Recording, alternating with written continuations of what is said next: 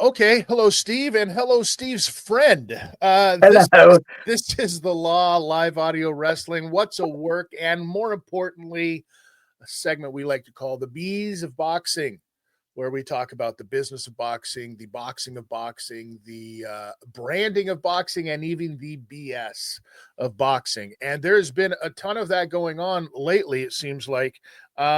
Listen, I don't know if you want to get into this one first or save it, but I'd be remiss if I didn't ask you about the recent. I can't call it boxing, Steve. I can't, man. This Misfits, which is an appropriate name, this Misfits event, outside of having two people that even know what punching pads is like, is atrocious. And they had another event, KSI's Misfit Boxing put on another event that was headlined by a former MMA fighter and, all around, I don't give a crap kind of guy, Darren Till, taking on a very diminutive, I would say probably about this size fighter in Anthony Taylor.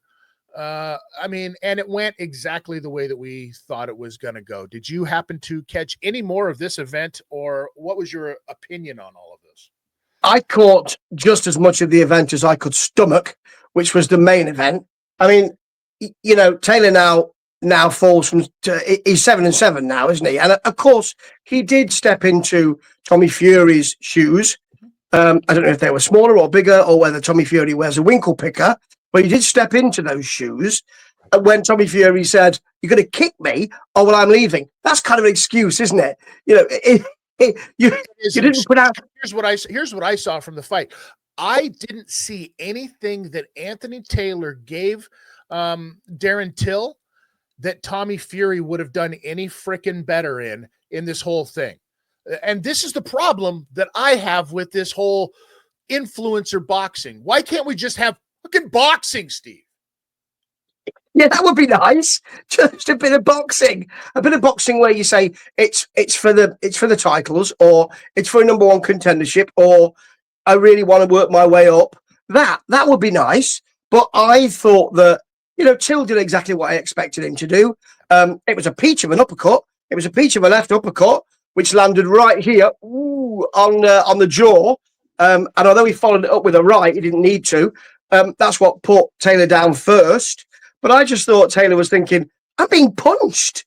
What's going on? I'm being punched. I came here to park cars, and now I'm being punched. So it was a bit like that. When you've got someone in the fourth round, I think it was the fourth, looking at the ref, who was shocking, actually. That's another issue, but it was shocking, saying, he's punching me on the back of the head that early in you. I mean, really, It was not good. It was a shame.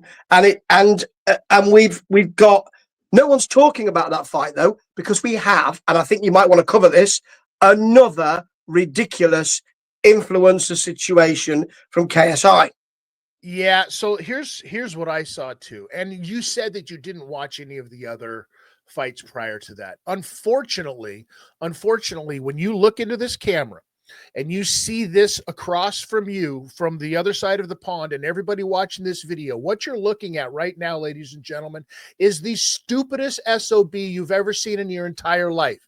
Yeah, that's me, because I did watch all of this crap, and I was exposed to fights where guys would throw a punch and then turn their back, or girls would just come in swinging overhand like they were at a bar and somebody pissed off their old man.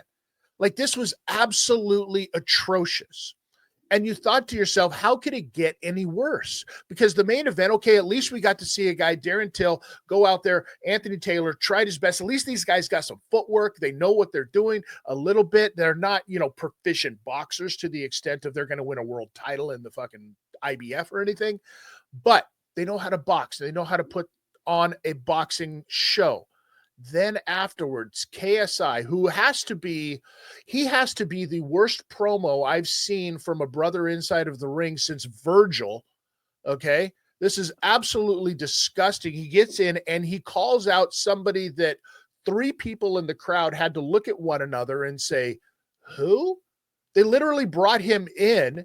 They brought in Wayne Bridge. Okay. And you're going to know a lot more about this gentleman than I do, because I don't follow that, but apparently Wayne, some kind of a soccer, football hooligan guy who has previous beef with some other guy because he wouldn't shake his hand or something like that because he slept with them. So KSI gets in the ring and throws out this like just ridiculously over sexualized kind of, what are you doing? Nobody popped for it.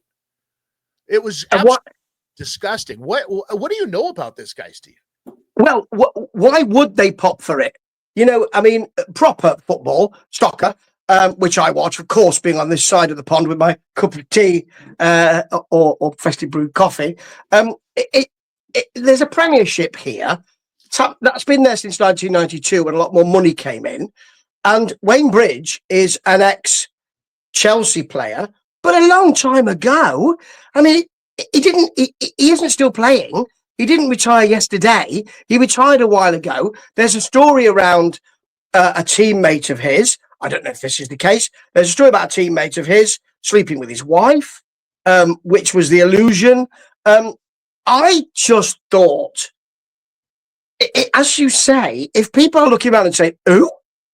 I mean, I know who Wayne Bridge is, but then I've got a memory that lasts more than 2 days, so I remember who he is. Being so elderly. But I don't think anybody really cares, even if they know who he is. What's the point? He's had one MMA fight before, one boxing fight before, and he won that. But what's the point? He didn't want to come back and do it. And you'd really need either Logan Paul, Jake Paul, Francis Ngannou, Tommy Fury, even Tyson Fury. You'd need Anthony Joshua. KSI would need one of those. If you can't make, and you are supposedly this really at the top of the influencer boxing world, we've got Jake Paul and we've got KSI, haven't we? Really, and DAZN have gone big on Misfits Boxing, KSI's organization. So if you cannot make a fight with anyone who actually matters more than Wayne Bridge, then I am doubling down on my prognostication. I'm a prognosticator, folks, but you're careful because you can go blind if you do too much of that. However, I think that influencer boxing, because of this kind of situation, will be gone by this time next year. If they cannot make those fights, it will be gone. Because what I said earlier on my podcast is that you can't cover that. See, if you've got a bad fight, he said, putting his coffee down because I'm warming to my task. If you can't cover a fight, which is where you think, I'm not really sure about this fight, but the boxing might be okay because they mesh together, or they hate each other, or they're brawlers, and the boxing is covered. That's different. With influencer boxing, you can't cover that boxing because no one really knows how to do it. So it's all on the business of boxing. And when you can't cover the business of boxing, you're dead. You are dead, and you're not going to rise from the grave like Vlad Dracul that we were talking about earlier. You're not going to rise from the grave, and it's gone. It's gone by this time next year. I'm telling you. It's funny when you think about like crossover athletes, and I understand KSI's training in boxing. He's got a pretty good stance and knows how to keep himself long for what he is, and a Darren Till out there and an Anthony Taylor, and you've got some guys that are doing, and Jake Paul's even, they understand boxing. But when you talk about crossover sports, and you crossover athletes coming over and getting into the world of boxing, I'm sorry, Steve. I know you love the shit and everything, but the guy who runs for 45 minutes kicking a ball back and forth is not what I'm thinking of when I'm thinking of a guy who's going to cross over into that fight ring. At least I'm going to see a guy like, from the world of rugby, Australian rules football, maybe even the NFL, that type of football, maybe even baseball or something like that. Basketball, we've seen that already. But the world of British soccer, football, I don't see that as oh my God, I want to see this guy throw hands. I'll tell you what it is, Steve. I'll tell you what it is. It's disrespectful. It's disrespectful to the world of boxing. It's disrespectful to me. It's disrespectful to you. And if you ask him right now, Tank Garcia will say that it's disrespectful to him because he's being disrespected all over the place, it seems like. Let's shift gears a little bit here. Tank did not get invited to the Ring Awards. What's up with that? I think his invitation might just have got lost in the mail. That's what I think it is. I think he might have moved house, and I think that's what happened. Or maybe he put it on the mantelpiece and it fell behind the mantelpiece, and that's probably it. He probably did get invited. He probably did. And even if he didn't, Kidster, even if he didn't, you do not throw a tantrum. You go, I didn't get invited. What shit is that? And then people like us get behind him and say, that's a load of shit. But what you don't do is say, because that is not the way to go. Do you think this might have something to do with, because lately Gervonta Davis has been kind of shit talking the world of boxing, the business, so to speak, of boxing, has been doing this. So could this possibly be because it's Ring Magazine, right? It's the Ring Awards. We know who owns the magazine. He also happens to be the biggest money guy in the world of boxing right now.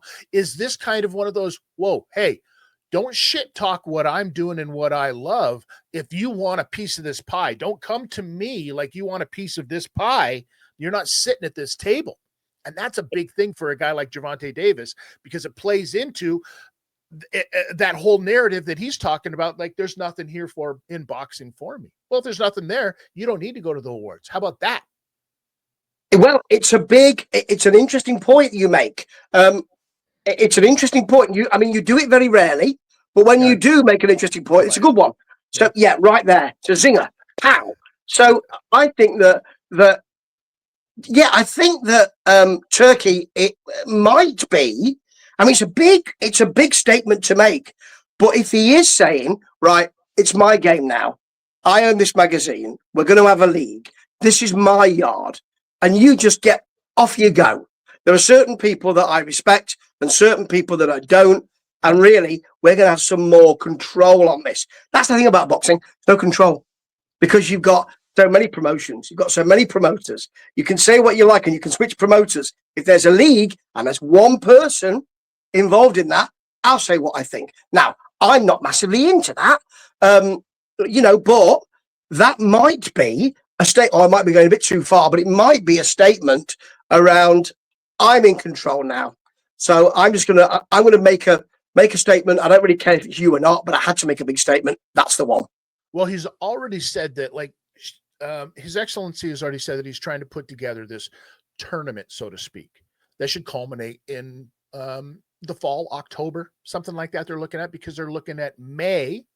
It's been announced. I think the negotiations for what it's going to be, right? We all saw it. It looks like King Ryan Garcia, and Devin Haney on the same card, but not what you would think, right? You would think, oh, that's the rematch. No. The Sheik has found a way to put them on the same card against different fighters, compelling enough fights, in the hopes both of them win these fights so that they can set up that rematch for October, which is smart. It's super smart. But let's talk about the opponents that they've got. So it looks like Devin Haney is going to be fighting Jose Ramirez, which is no easy task. No, that's a tough fight. Yep. And Ryan Garcia gets himself one Isaac Pitbull Cruz, which still, on name value, Cruz, he's a little long in the tooth or whatever, but he's still very, very dangerous. He's lost his last couple, but against really good opponents. Well, I mean, they are compelling fights. Yeah. I mean, they will be good fights, and then they will step into each other's fights, won't they? In some way, they'll be there. And I've got to add another wrinkle, really, because I was reading an article about Devin Haney and the possibility of him fighting Ryan Garcia, and what was said at the bottom is, yeah, well, that will be great if Ryan Garcia wants to fight. All he needs to do is sign up to the year-round VADA testing, and then I'll fight him. That is a really big power play. That's a really big power play from the gent. It's going to affect. It's going to affect um, the plans for any rematch with them, and it just throws another spanner in the works. That's a really good play from the Devon Haley team, and smarter than they have been in recent months.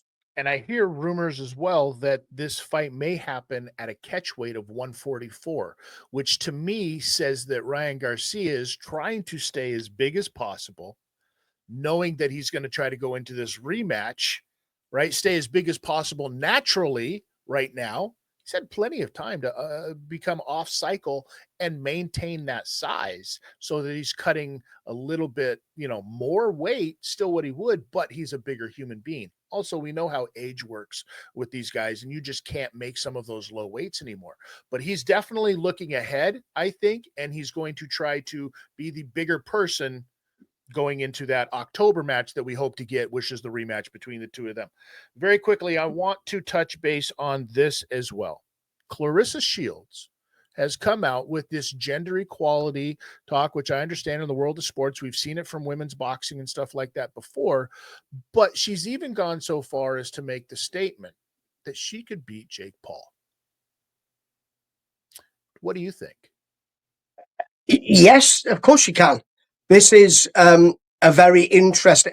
This is, I didn't see this, and this is the lifeline for influencer boxing. So because the world of women's boxing, if you want to call it women's boxing, is alive. The world of male boxing is not as alive. So the world of women's boxing is great, and that is the lifeline for influencer boxing. If I was KSI, I'd be saying, Percy, would you want to come here and never mind Wayne Bridge? Would you like to come over here and beat me up? So I think she can.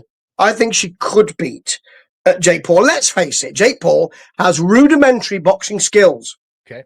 And he applies himself, and that's great. And he's getting there, but he's not. You wouldn't want to face that opponent at this particular time. No. He'll need a good few years to do that. So yes, she can beat the sparkly pants off him, and probably while chugging a kind of prime. And I think that would be where influencer boxing should go. That's the only way it's going to survive. Do you not think, though, because this opens up the can, in my opinion, for the discussion of, we've seen this before with sport. Most famously, in the world of tennis with Billie Jean King back in the day, right? Taking on a relative nobody in the world of tennis, and we saw what happened, right?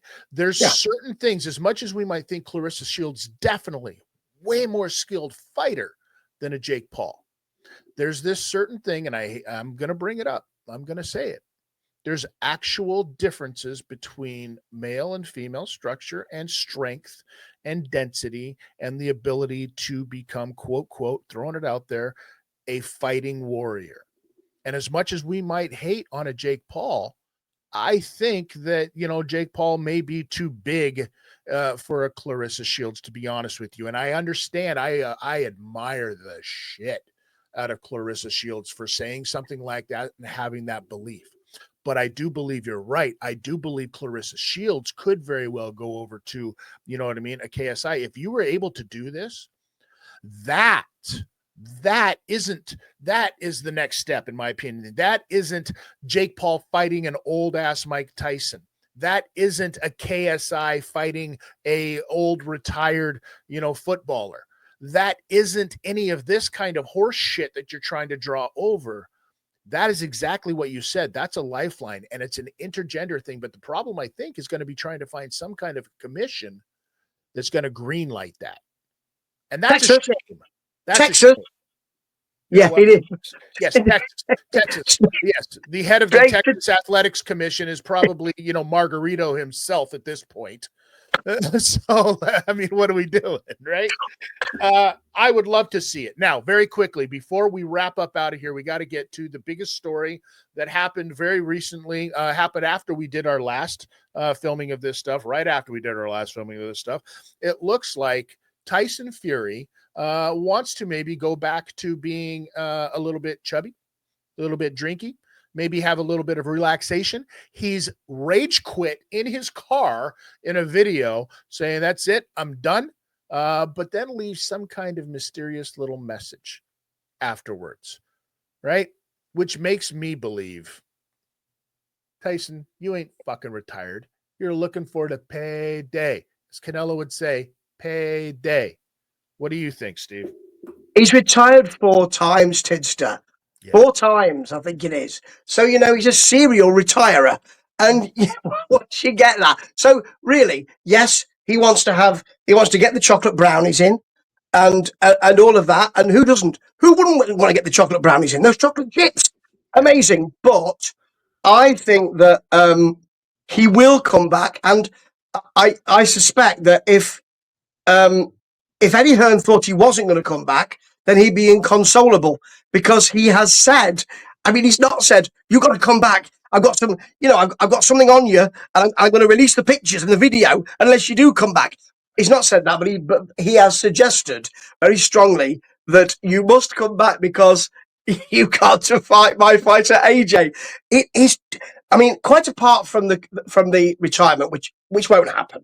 He'll come back, but that just shows the state of Eddie Hearn's stable, that he is actually, I've never seen him so desperate, actually, to come out and allow that. He didn't say, please God, I'm on my knees. Didn't say that. But what he did say was, it needs to happen. It needs to happen. The headline said 3 or 4, I'll give him 3 or 4 weeks.